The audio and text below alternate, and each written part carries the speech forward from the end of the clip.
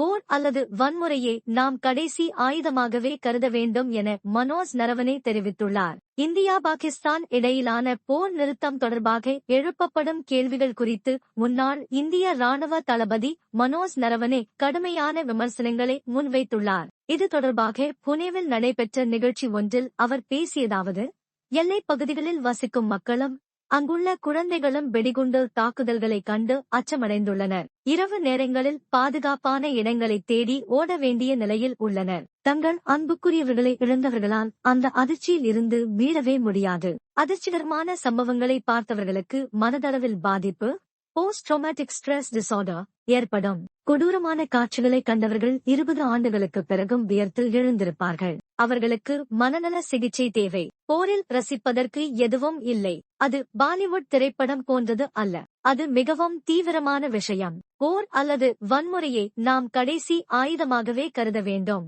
அதனால்தான் நமது பிரதமர் இது போருக்கான காலம் அல்ல என்று கூறினார். விவேகம் இல்லாத மக்கள் நம்மீது போரை திணித்தாலும் நாம் அது குறித்து ஆரவாரம் செய்யக்கூடாது. இருப்பினும் நாம் ஏன் முழுமையான போரை நடத்தவில்லை என்று சிலர் கேட்கிறார்கள். ஒரு ராணுவ வீரராக எனக்கு உத்தரவு கிடைத்தால் நான் போருக்குச் செல்வேன். ஆனால் அது எனது முதல் தேர்வாக இருக்காது.